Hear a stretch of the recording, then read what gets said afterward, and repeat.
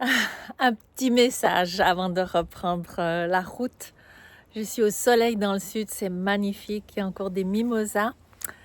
Et voilà, je voulais juste partager le psaume 137, la deuxième partie, le verset 5.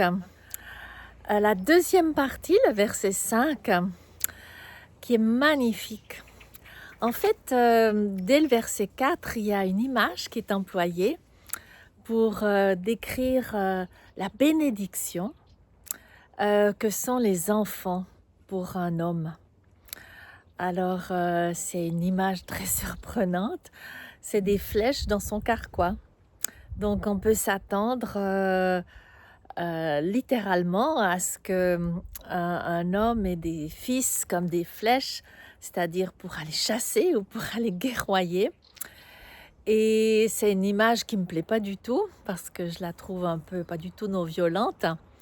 Mais ce qui est extraordinaire, c'est que le verset 5 dit que cet homme ne sera pas confus quand ses fils, devant les ennemis, parleront aux portes. Donc une flèche qui parle. Et c'est ça que je voulais souligner. C'est juste extraordinaire que nous sommes tous enfants de quelqu'un et nous sommes des flèches, non pour la guerre, non pour tuer des animaux, mais pour parler.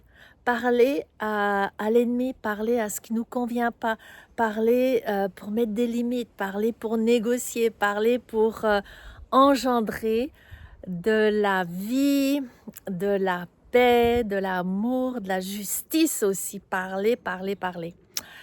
Et donc, ça rappelle les paroles de Jésus.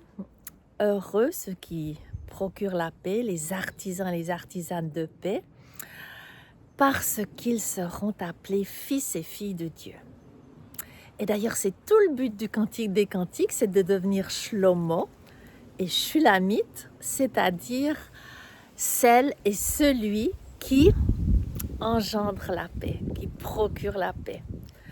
Et voilà, si vous n'êtes pas encore inscrit au Cantique des Cantiques, je vous y invite. J'espère que vous pourrez nous rejoindre du 3 au 6 avril à Châtel, dans les merveilleux locaux de Jeunesse en Mission qui dominent le lac Léman. Et je vous dis à bientôt, j'espère. Au revoir.